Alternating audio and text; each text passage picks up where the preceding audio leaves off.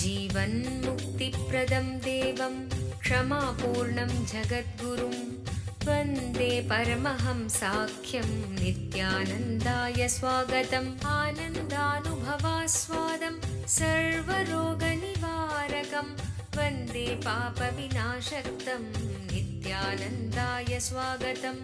नित्यमुक्तं निर्विकल्पं ध्यानलोकप्रदीपकं वन्दे शान्तमयं बन्धं नित्यानन्दाय स्वागतम्। பரமஹம்ச நித்யானந்தர் ஓர் வாழும் அவதார புருஷர். பிறப்பிலிருந்தே ஞானத்தை, ஞான சக்தியை வெளிப்படுத்திய பிறவி யோகி. 500க்கும் மேற்பட்ட புத்தகங்களை 27 மொழிகளில் அருளிய எழுத்தாளர். 8000 மணி நேரத்திற்கும் மேல் ஞான கருத்துக்களை மொழிந்துள்ள அரிய பேச்சாளர். ஆயிரக்கணக்கானவர்களுக்கு உணவு, மருத்துவம், கல்வி, ஆன்மீகம் போன்ற துறைகளில் ஒப்பற்ற சேவை செய்து வரும் சமூக சேவகர். லட்சக்கணக்கானவர்களுக்கு தலைவலி முதல் கேன்சர் வரை தனது தியான சக்தியால் தீர்த்து வைத்த தியான சிகிச்சையாளர். லட்சக்கணக்கான மக்களுக்கு உடல் நலம், மனவளம் ஆகியவற்றிற்கான கிரியைகளை வகுத்து தரும் கிரியா யோகி. கோடிக்கணக்கான மக்களுக்கு வாழ்வியல் பிரச்சனைகளுக்கான தீர்வுகளை தந்த வாழும் ஞானி.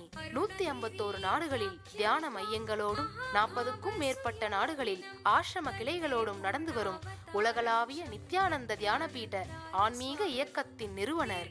1 கோடிக்கும் மேற்பட்ட சீடர்களால் ஆத்மார்த்தமாக பின்பற்றப்படும் ஞான குரு. தீட்சையின் மூலம் சக்தி பரிமாற்றத்தை நிகழ்த்தும் அவதார சக்தி. பாரம்பரிய யோகக்கலையை ஆயிரக்கணக்கான யோக மையங்கள் மூலம் உலகமெங்கும் எடுத்துச் சென்ற நவீன கால யோகி. லட்சக்கணக்கான மக்களுக்கு குண்டலினி சக்தியை உயிர்ப்பித்து அஷ்ட சித்திகளை அருளும் அஷ்டமா சித்திதாயகன்.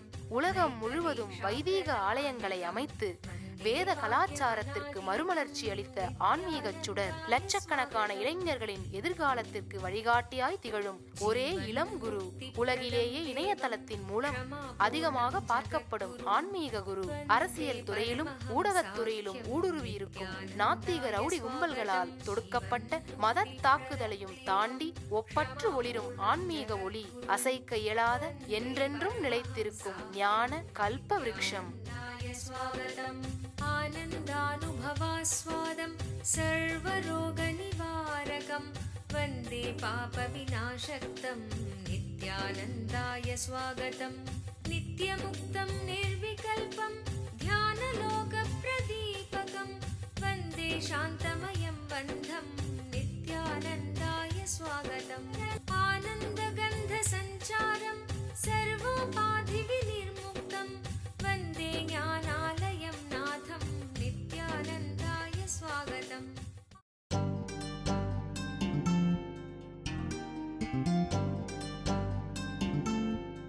இன்றைய சத்சங்கத்தின் தலைப்பு புது யுகம் படைப்போம், புதிய உலகத்தை செய்வோம்.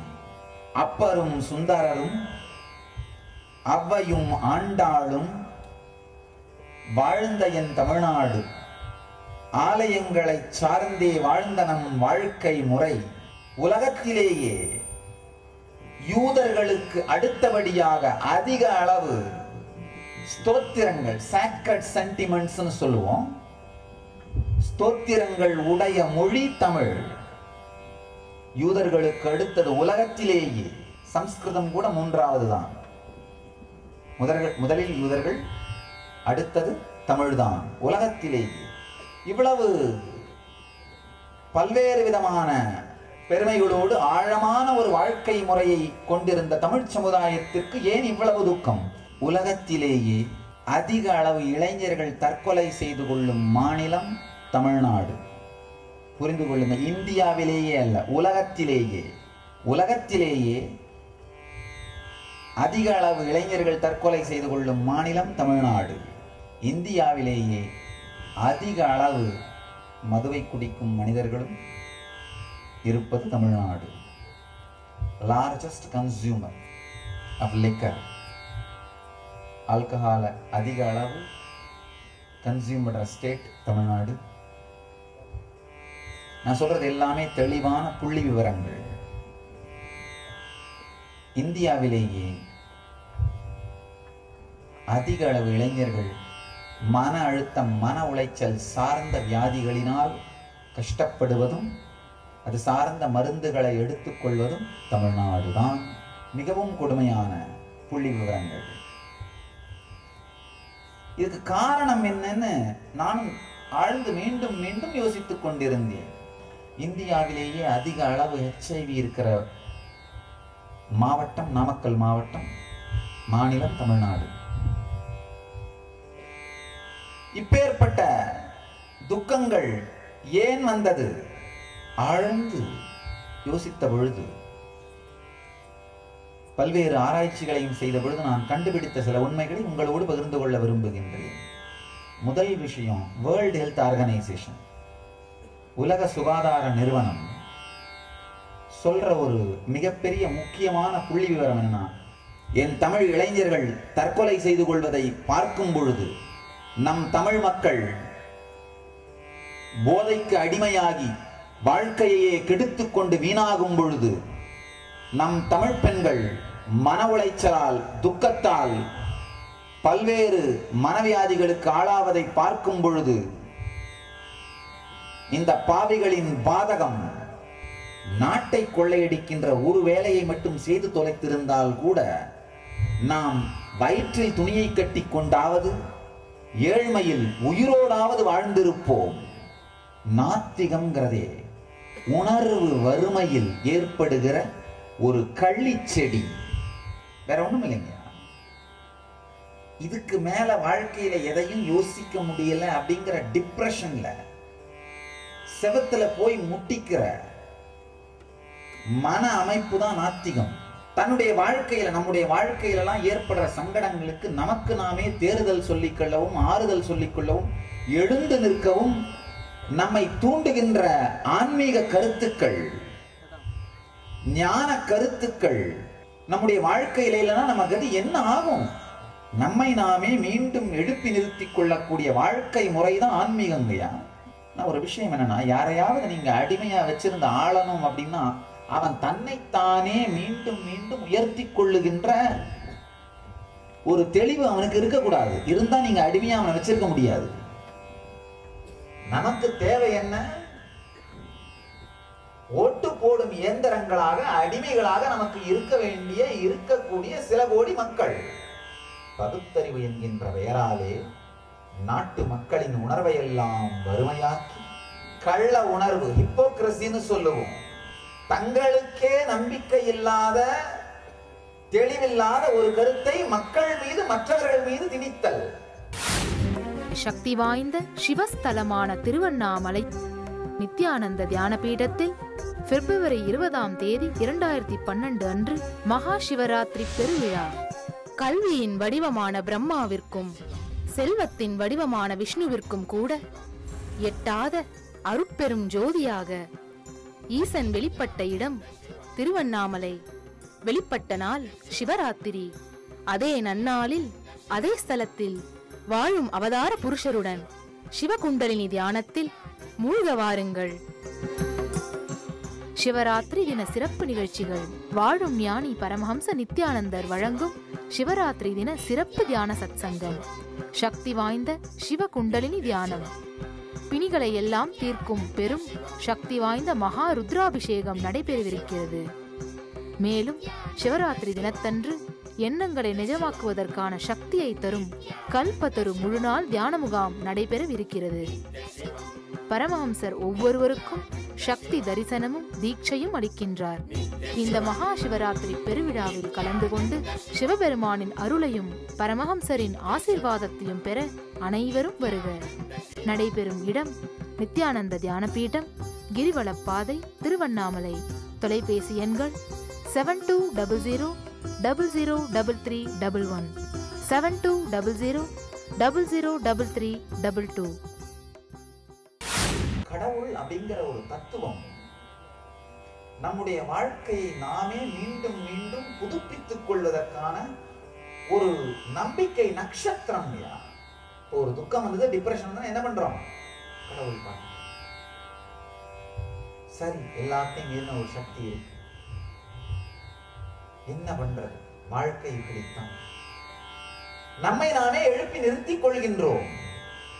கடவுள் கான்செப்ட், கடவுள்ன்ற ஒரு கான்செப்ட் நம்மை நாமே நாம் எழுப்பி நிறுத்திக் கொள்ளக்கூடிய ஒரு கைத்தடி, நமக்கு ஒரு ஊன்றுகோலை மனிதனிடமிருந்து பறித்து விட்டால் அவன் கீழேயே விழுந்து கிடப்பான்.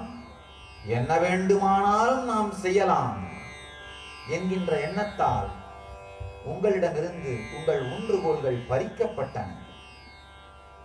சில நாட்களுக்கு முன்னாடி ஒரு பத்திரிகையாளர்கள் சந்திப்பு பழனியில பண்ணியிருந்தேன்.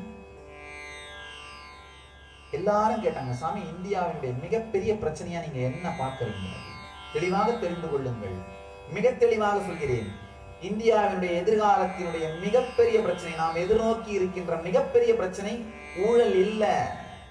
ஊழல் இல்லாத நாடு எதுவுமே இல்லை, கவலைப்படாதீங்க. நான் ஊழலை சப்போர்ட் பண்ணல, ஊழலை நான் ஏத்துக்கொள்ளல. ஆனா அது பெரிய பிரச்சனை இல்ல. ஊழல் ஒரு பெரிய பிரச்சனை இல்ல, அதை விட பெரிய பிரச்சனை இருக்கு. ஊழலோ இல்ல HIV-யோ இல்ல வேலையின்மையோ இல்ல கல்வியின்மையோ இல்ல வறுமையோ, இது எதுவுமே நம்முடைய எதிர்கால இந்தியாவினுடைய மிகப்பெரிய பிரச்சனை இல்லை. நம்முடைய மிகப்பெரிய பிரச்சனை என்னன்னா கல்ச்சுரல் இம்ப்ளோஷன், கலாச்சார சீரழிவினாலே உள்ளுக்குள்ளேயே சிதைந்து கொண்டிருக்கின்ற நம் சமூக அமைப்பு. அதுதான் நம்முடைய மிகப்பெரிய பிரச்சனை. நாம அத யாருமே யோசிக்காமலே இருக்கிறோம். நல்லா புரிஞ்சுக்கோங்க, அதை நம்ம யாருமே யோசிக்காமலே இருக்கிறோம். நாம் யாருமே இதை கண்டுகொள்ளாமலே இருக்கிறோம். இன்டர்னல் இம்ப்ளோஷன், எக்ஸ்ப்ளோஷன் ஒரு வெடி வச்சு தகர்த்தா அது எக்ஸ்ப்ளோஷன். இம்ப்ளோஷன் அந்த கட்டிடம் உள்ளேயே இத்து போய் உள்ளுக்குள்ளேயே இடிந்து விழுந்தால் அது இம்ப்ளோஷன். கல்ச்சுரல் இன்டர்னல் இம்ப்ளோஷன், கலாச்சார ரீதியாக சீரழிந்து கொண்டு நம்முடைய ஜாயிண்ட் ஃபேமிலி சிஸ்டம், அதாவது கூட்டு குடும்ப வாழ்க்கை முறை சீரழிந்து தனி குடும்பமா மாறி, இப்ப தனி குடும்பம் இல்லாம தனித்தனியா வாழறது. ரெண்டே பேர் ஒரு அபார்ட்மெண்ட்ல வாழ்ந்தாலும் 2 பேரும் தனித்தனியா வாழ்ந்துட்டு இருக்காங்கயா. ஒரு திருமண பந்தத்தினுடைய ஆயுள் அதிகபட்சமா 5 ஆண்டுகள் தான். அதுலயும் எஜுகேட்டட் சொசைட்டியா இருந்தா 2 ஆண்டுகள் தான். அதுக்கு மேல பாத்தீங்கன்னா சமூகத்தை பேஸ் பண்ற தைரியம் இருக்கிறவங்க பிரிஞ்சிடறாங்க. அந்த அளவுக்கு தைரியம் இல்லாதவங்க சமூகத்துக்காக ஒரே வீட்டுக்குள்ள தனித்தனியா வாழ்ந்துட்டு இருக்காங்க. உறவுகளின் பலம் நைந்து விட்டது. கல்ச்சுரல் இம்ப்ளோஷன், கலாச்சார சீரழிவு, ஃபேமிலிஸ்க்கு நடுவுல இருக்கிற பாண்டேஜ்,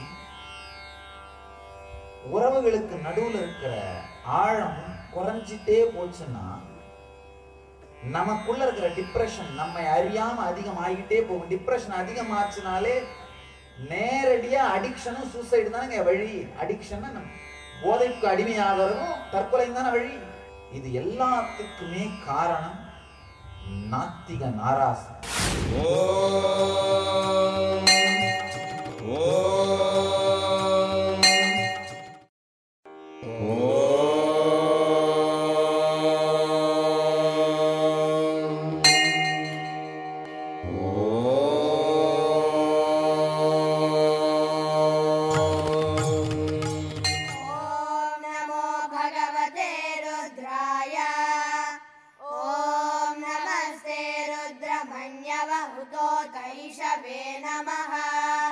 नमस्ते अस्तु धन्वने बाहुभ्यामुतते नमः।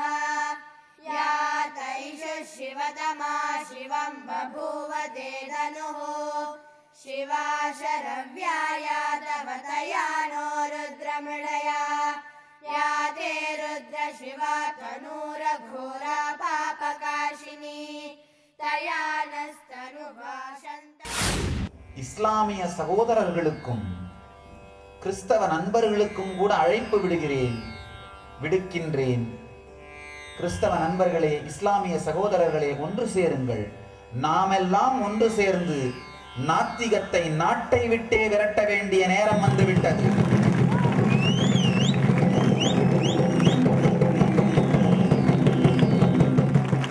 நாத்திகம் ஒரு வாழ்க்கை முறை அல்ல. டிப்ரெஷன்ல ஏதாவது ஒரு சில நேரத்துல பெனாத்திர புலம்பெற சில வார்த்தைகள் நல்லா புரிஞ்சுக்கங்கயா.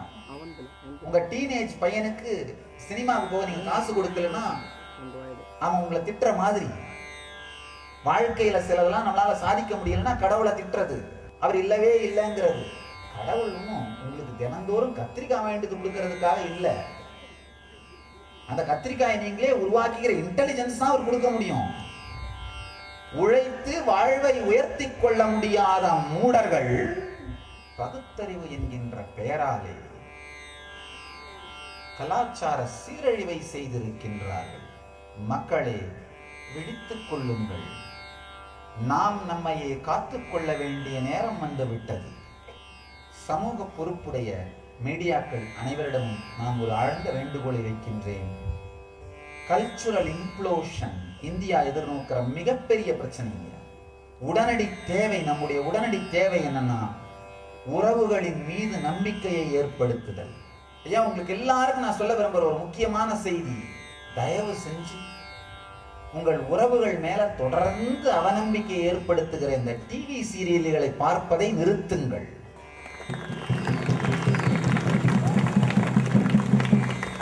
இந்த சீரியலை பார்த்தா என்ன, மாமியாரே சதி பண்ணி மருமகளை சாகடிக்கிறது, அண்ணி சதி பண்ணி அண்ணனை கொல்றது, மருமக சதி பண்ணி மாமியார் பணத்தை திருடுறது, இதெல்லாம் தொடர்ந்து பார்த்துக்கிட்டே இருந்தீங்கன்னா என்ன ஆகும்? உங்க மாமியாரை பார்க்கும் பொழுதும் ஒருவேளை இதுவும் பின்னாடி இப்படித்தான் ஏதாவது பிளான் பண்ணுதா? ஒருவேளை உங்கள் கணவரை பார்க்கும்போது என்ன தோணும்? தினம் லேட்டாவே வராரு, சட்டையில வேற ஸ்பெஷலான சென்ட் ஸ்மெல் தெரியுது, என்ன பண்றாருன்னு புரியலையே. உறவுகளுக்கு இடையிலே இருக்கின்ற இணைப்பு மிகவும் வேகமாக குறைந்து கொண்டே வருகின்றது. அருணகிரிநாதர் சொல்றாரு, அவதார நிந்தைப்பட்டு உழலாதே, அவதாரங்களை நிந்திப்பதனால் ஏற்படும் துக்கம் விழித்துக் கொள்ளுங்கள். நாத்திகத்தினால் நம் வாழ்க்கை நாசமானது போதும், வாழ்க்கையை வாழ்வோம் வாருங்கள். சித்தர்கள் கொடுத்த, ஞானிகள் கொடுத்த முழுமையான வாழ்க்கை முறை நம்முடைய ஒவ்வொரு தனி மனிதனுக்கும் உரிய வாழ்க்கையை முழுமையாக வாழக்கூடிய நுட்பம், இவைகளைத்தான் ஆன்மீகம்னு சொல்றாங்க. ஆன்மீகம்னா வேற ஒண்ணும் இல்லை, நம்முடைய வாழ்க்கையை முழுமையாக வாழ்வது. குண்டலினி சக்தியை வெளிப்படைய செய்யும் பொழுது நம்முடைய மூளையின் எல்லா பாகங்களும் முழுமையாக மலரத் துவங்குகிறது. மலர்ந்த தெளிவான வாழ்க்கை முறைதான் ஆன்மீக வாழ்க்கை. நம்மை மீறி ஒரு சக்தி உண்டு, அது நம் வாழ்க்கையை வளமாக்கும். நம் வாழ்க்கையை வளமாக்குவதன் மூலமாக உலகம் முழுமைக்கும் நம்மால் நன்றியும் நன்மையும் செய்ய இயலும். இந்த சில சத்தியங்கள் தான் ஆன்மீகம், மதம் என்கின்ற பெயராலே உலகத்திற்கு மீண்டும் மீண்டும் வேறு வேறு விதங்களில் சொல்லப்படுகின்றது. சில நாட்களுக்கு முன்னாடி ஒரு யோக சாஸ்திரங்கள்ல இருக்கிற மிக ஆழமான சில ரகசியங்களான குண்டலினி சக்தியை உயிர்ப்பித்தல் மூலமாக, நமக்குள்ள இருக்கிற அந்த குண்டலினி சக்தியை தீட்சையின் மூலமாக உயிர்ப்பிப்பது, அது மூலமா அந்த சக்தியை 1300% அதிகமாக்கி நிரூபித்திருக்கின்றோம் அறிவியல் பூர்வமாக. ராஜீவ்காந்தி பல்கலைக்கழகத்தை சார்ந்த விஞ்ஞானிகள், அறிவியலாளர்கள் ஆராய்ச்சி செய்து நம்முடைய ஆசிரமத்தில் நடந்த ஒரு நிகழ்ச்சி ப்ரோக்ராம்ல 18 நாட்கள் தினந்தோறும் அவர்கள் தீட்சை எடுத்துக்கொள்வது மூலமாக, தீட்சைன்னா ஒண்ணுமில்ல, இந்த சமாதி சக்தியை, ஞான சக்தியை, தியான சக்தியை ஒருவருக்குள் பார்ப்பதன் மூலமாகவோ அல்லது தொடுவதன் மூலமாகவோ பாய்ச்சுதல். நயன தீட்சை, ஸ்பர்ச தீட்சைன்னு சொல்லுவோம். ஆழ்ந்து பார்ப்பதன் மூலமாகவோ தொடுவதன் மூலமாகவோ சக்தியை பாய்ச்சுதல்.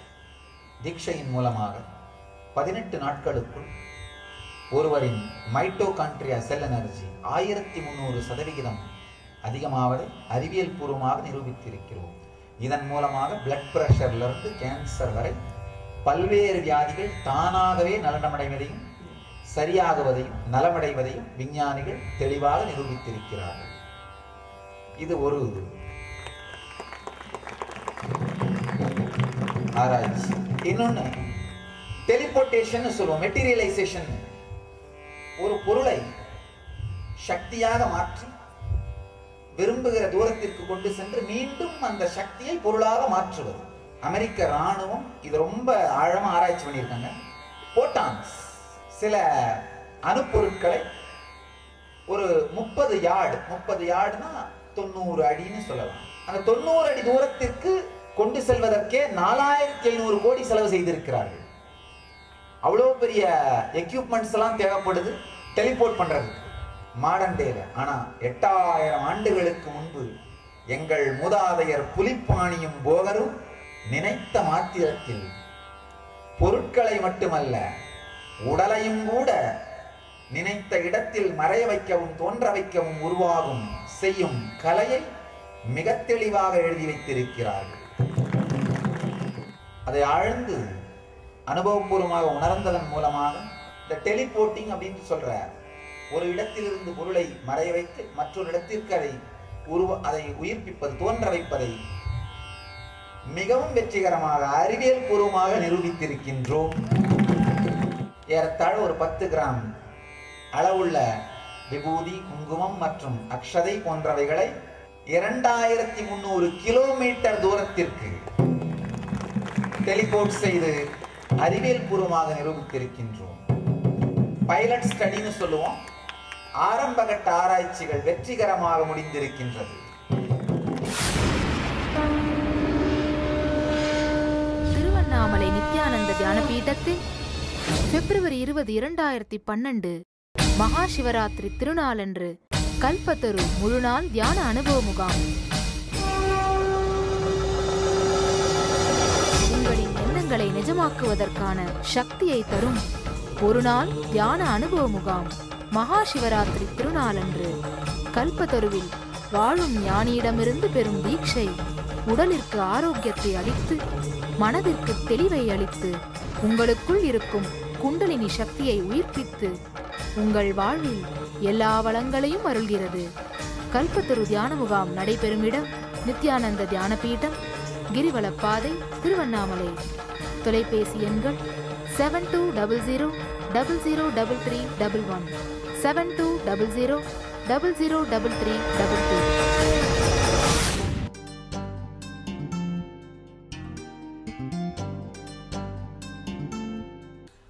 கூட்டு குடும்ப வாழ்க்கை முறை நல்ல வாழ்க்கை முறை என சொல்கிறீர்கள். இதை சற்று ஆழமாய் பார்த்தால் பயமாயிருக்கின்றது. அது நம் சுதந்திரத்தை பறித்து விடுமேன்னு கேட்குறீங்க. அப்பதான் சுதந்திரமே ஆக்சுவலா கிடைக்கும். இப்போ நீங்க அதாவது 2 விஷயம் தாங்க உலகத்துல இருக்கு. பயத்தையும் கொடுத்து சுதந்திரத்தையும் கொடுக்கறது. அது பார்த்தீங்கன்னா சுதந்திரம் கொடுக்கறது இல்லை, கொடுக்குற மாதிரி கொடுத்து ஏமாத்துறது. அதுல என்ன ஆகும், சுதந்திரம் இருக்கும் ஆனா பயம் இருக்கும். அதனால எந்த வேலையும் செய்ய முடியாது. பயத்தோட லிமிட்டை குறைச்சி சுதந்திரத்தை கூட்டுறது மட்டும்தான் சுதந்திரம் கொடுக்கிறது.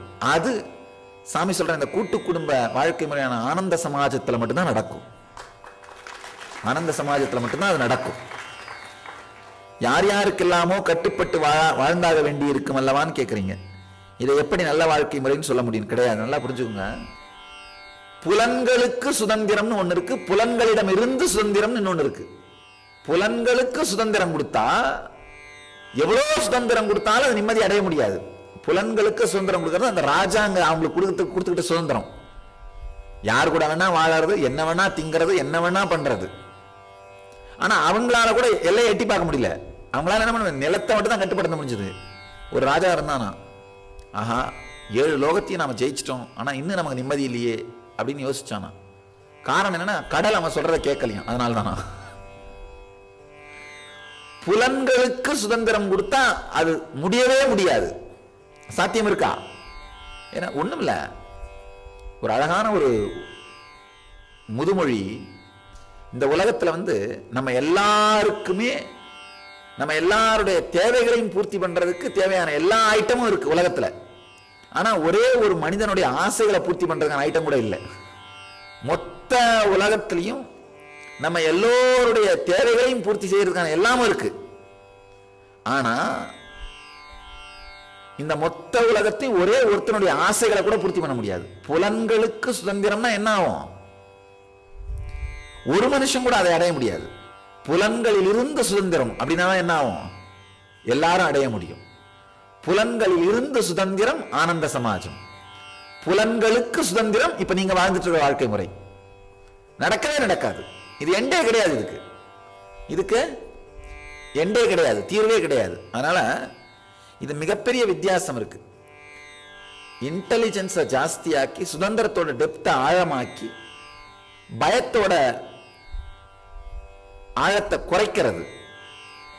இந்த மாதிரியான வாழ்க்கை முறை தான் சக்சஸ்ஃபுல் ஆகும். அதைத்தான் இந்த ஆனந்த சமாஜத்தின் மூலமாக நாம் செய்திருக்கின்றோம். இது என்னதான் நாங்கள் வார்த்தையில சொன்னாலும் உங்களால் நம்ப முடியாது. நாங்கள் வாழற வாழ்க்கை முறையை ஒரு 10 நாள் வாழ்ந்து பாருங்க. அப்ப மட்டும்தான் அந்த நெருப்பு உங்களுக்குள்ளேயும் பிடிக்கும். வாயால விளக்கேற்ற முடியாது. ஏற்கனவே எரியிற விளக்கு பக்கத்துல வந்தீங்கன்னா தானா பிடிச்சுக்கணும். அது தானா பிடிக்க வைக்கத்தான் முடியுமே தவிர வார்த்தைகளாலே விளக்கேற்ற முடியாது.